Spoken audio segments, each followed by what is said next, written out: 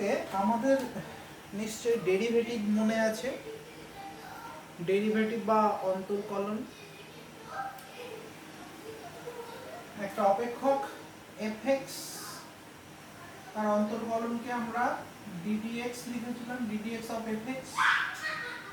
এটা F prime x দিয়ে লেখা, limit h tends to 0 f of x plus h minus f of x by h।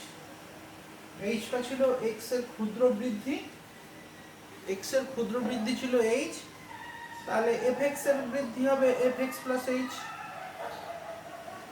fx এর বৃদ্ধির সঙ্গে x এর বৃদ্ধির অনুপাত, সেই অনুপাতের x এর বৃদ্ধি হচ্ছে h টেন্ডস টু যদি 0 করা হয়, লিমিটিং ভ্যালু যদি নেওয়া হয়, তাহলে আমরা ddx অফ fx বা f প্রাইম x পেয়েছিলাম ডেরিভেটিভে।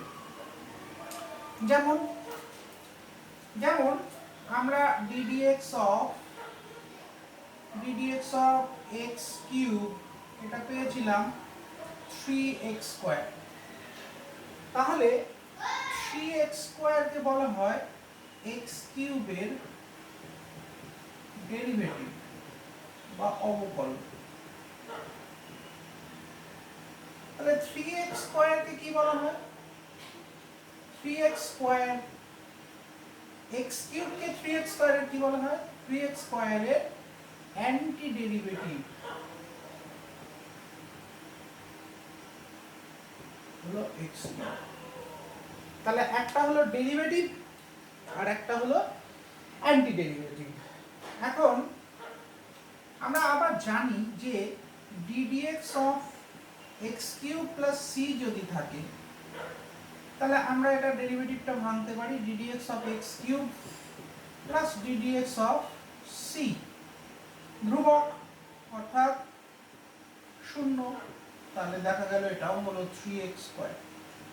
তাহলে আলটিমেটলি 3x স্কয়ারের অ্যান্টি ডেরিভেটিভ পাওয়া যাচ্ছে দুটি, একটা হলো x কিউব আর একটা হলো x cube plus c। c এর বদলে আমরা যাই নিই না কেন, আমরা অ্যান্টি ডেরিভেটিভ সব সময় 3x স্কয়ারের অ্যান্টি ডেরিভেটিভ সেটাই আসবে, আমরা c এর বদলে যে কোনো ধ্রুবকই নিতে পারি। তাহলে দেখা যাচ্ছে যে এই যে দুটো সোজা হিসাবে দুটো অ্যান্টি ডেরিভেটিভের মধ্যে ডিফারেন্স কি থাকছে? একটা ধ্রুবক পদের। সেই ধ্রুবক পদটা যা খুশি হতে পারে, 2, 4, 5, 10, c, k, p, whatever। তাহলে এই ধ্রুবকটা যেখানে যেমন সেখানে তেমন মান নিতে পারছে, তাই জন্য এই ধ্রুবকটাকে বলা হয় যদৃচ্ছ ধ্রুবক। তাহলে আলটিমেটলি কি দাঁড়ালো? আমরা সবসময় এই ধ্রুবকটাকে 3x স্কয়ারের অ্যান্টি ডেরিভেটিভ কিন্তু x কিউবই হবে। এই ধ্রুবকটা কোথায় কাজে লাগবে? সেইটা কাজে লাগবে এই জায়গাতে ইন্টিগ্রেশন, একটা নতুন আমরা বিষয় এখানে শিখব, সেই জায়গাতে লাগবে ধ্রুবক c।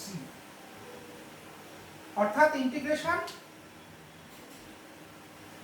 x cube plus c এর উপর ডেরিভেটিভ করে 3x স্কয়ার পেয়েছি, x কিউব প্লাস c কে x এর রেসপেক্টে ডেরিভেটিভ করেছিলাম, 3x স্কয়ারকে x এর রেসপেক্টে ইন্টিগ্রেট যদি করি তাহলে পাবো x কিউব প্লাস c, উল্টোটা, ডেরিভেটিভের উল্টোটা। এই ইন্টিগ্রেশন, অ্যাকচুয়ালি ইন্টিগ্রেশন হচ্ছে সাম আপ করা, অনেক ছোট ছোট পার্টকে যোগ করা, সাম। তার ইনিশিয়াল লেটার হচ্ছে s, s কে ইনিশিয়াল লেটার s কে যদি আমরা একটু টেনে লম্বা করি তাহলে এটা ইন্টিগ্রেশন সাইন চলে আসবে। এখান থেকেই অ্যাকচুয়ালি ইন্টিগ্রেশনটার উৎপত্তি বলতে পারি। তাহলে x কিউব এর ডেরিভেটিভ যেমন আমরা পেয়েছিলাম 3x স্কয়ার, তাহলে 3x স্কয়ারের ইন্টিগ্রেশন হবে x কিউব প্লাস সেই ধ্রুবক c। এখানে c কে বলা হবে কিন্তু ইন্টিগ্রেশন কনস্ট্যান্ট, এখানে বলা হবে ইন্টিগ্রেশন কনস্ট্যান্ট। এটা খুব ইম্পর্টেন্ট, যে কোনো ইন্টিগ্রেশন করে আমাদের যে ধ্রুবকটা আসবে সেই ধ্রুবকটাকে অঙ্কের শেষে লিখে দিতে হবে যে সেটা ইন্টিগ্রেশন কনস্ট্যান্ট। কেমন? আচ্ছা, এখানে যেহেতু এই সি এর মানটা আমাদের অজানা থাকছে, তাই এটাকে অনির্দিষ্ট সমাকলন বলা হবে। আমরা যখন সি এর মানটা বার করব, কিছু নির্দিষ্ট শর্ত প্রদত্ত থাকবে, সেই প্রদত্ত শর্তের সাপেক্ষে যখন আমরা সি এর মানটা বার করব, তখন তাকে নির্দিষ্ট সমাকল বলা হবে। নির্দিষ্ট সমাকল অনেকগুলো চ্যাপ্টার পরে আসবে, তার আগে আমরা অনির্দিষ্ট সমাকল করব। ভীষণ ইন্টারেস্টিং। যারা ডেরিভেটিভ পারবে তাদের ক্ষেত্রে integration is very easy. So ডেরিভেটিভের ফর্মুলাগুলো তাদেরকে কিন্তু আগে থেকে রেডি করে নিতে হবে, হাতের কাছে থাকলেই ইন্টিগ্রেশনটা, অ্যান্টি ডেরিভেটিভ যেহেতু, ইন্টিগ্রেশনটা খুব ইজিলি হয়ে যাবে। আমি দেখিয়ে দিচ্ছি কি করে হচ্ছে। তাহলে আজকে আমাদের চ্যাপ্টার হলো ইনডেফিনিট ইন্টিগ্রাল।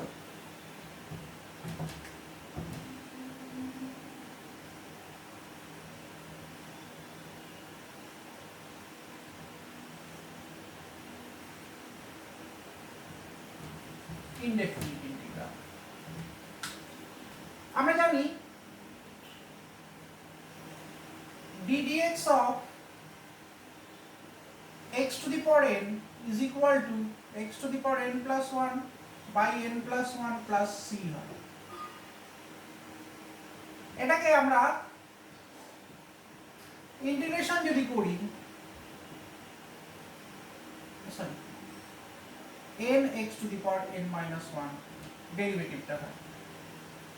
আমরা এদিক থেকেই দেখাই,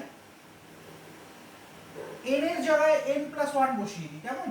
তাহলে ddx of x to the power n plus 1 is equal to n plus 1 into x to the power n.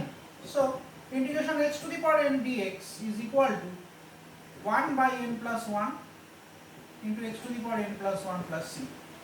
So derivative করলে কিন্তু আমরা দেখেছিলাম কি ইন্ডেক্সটা কমে যাচ্ছে একটা করে। ডেরিভেটিভ মানে কিন্তু ভাঙা, ছোট করা, তাই জন্য ইন্ডেক্স কমে। ইন্টিগ্রেশনে ইন্ডেক্স বাড়ছে x to the power n plus 1। সঙ্গে ডেরিভেটিভে কি হতো, সূচকটা সামনে আসতো, সূচক সামনে এসে একটা করে সূচক কমে যেত। এখানে সূচকে এক যোগ হচ্ছে, আর যোগ হওয়ার পর যেটা সেটাই কিন্তু 1 হয়ে সামনে চলে এসছে। সো একটু ট্যালি করে পড়লে ফর্মুলাগুলো easy. This is the formula number 1। Integration x to the power n dx is equals to x to the power n plus 1 by n plus 1 plus c, যেখানে c একটা integration constant. Number 2, ddx of log x কত ছিল মনে পড়ছে? 1 by x ছিল।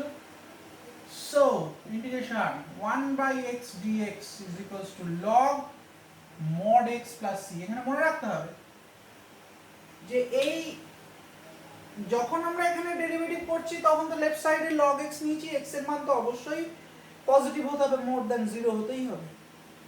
কিন্তু আমরা যখন এখানে ইন্টিগ্রেশন করছি 1 by x dx, আমরা এই x এর ব্যাপারটা তো জানি না, x কি আছে, maybe negative maybe positive. So এখানে মডটা কিন্তু ইম্পর্টেন্ট। কেউ কিন্তু এইটা দেখে উল্টো log x plus c লিখে দেবে না, log mod x plus c। কেমন?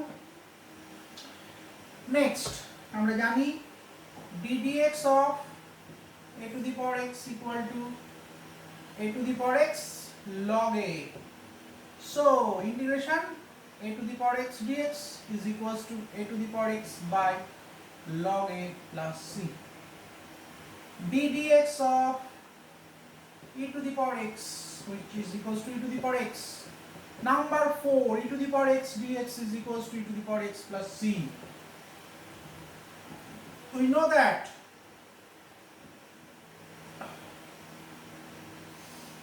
ddx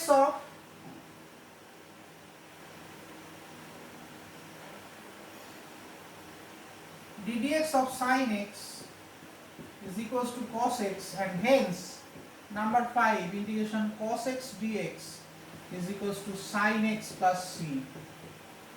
sin x এর ডেরিভেটিভটা cos x, তাহলে cos x এর ইন্টিগ্রেশন কিন্তু sin x হবে।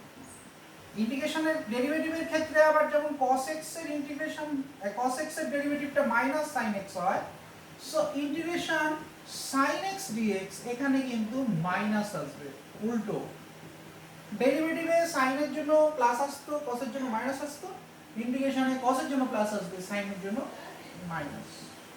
d dx of tan x which is equal to sec square x dx, sec square x, so integration sec square x dx which is equals to tan x plus c. Number 8, integration cosec square x dx equals to minus cot x plus c. Number 9, integration sec x tan x dx is equal to sec x plus c. Number 10, integration cosec x cot x dx is equal to minus cosec x plus c. So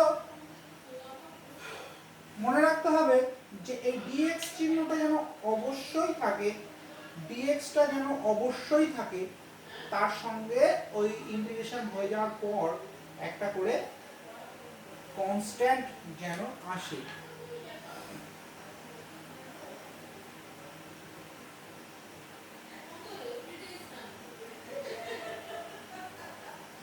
এছাড়া basic যে সমস্ত জায়গাগুলো সেগুলোতে ইন্টিগ্রেশনের জন্য কাজে লাগবে।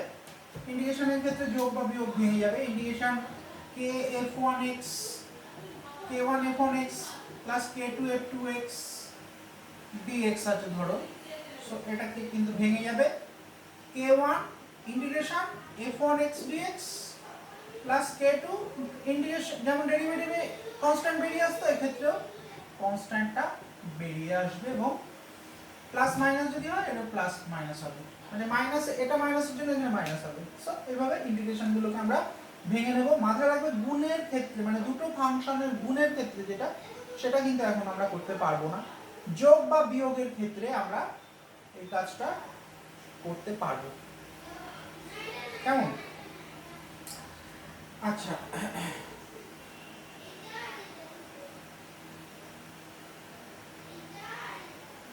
আরেকটা জিনিস এখানটায় একটু জানিয়ে রাখি,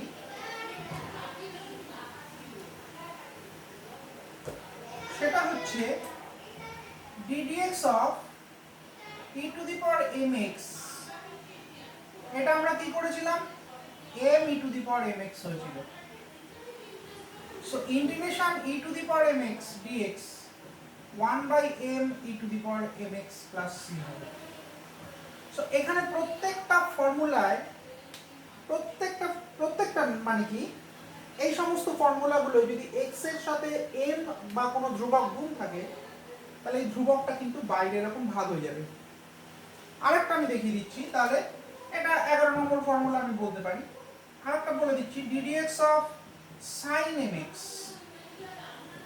এটা হচ্ছে m cos mx, so integration number 12 cos mx dx 1/m sin mx dx, sin mx plus c। So যে কোনো মানে x এর সাথে যে ধ্রুবকটা থাকবে সেই ধ্রুবকটা বাইরে 1/m হয়ে গুণ হয়ে যাবে।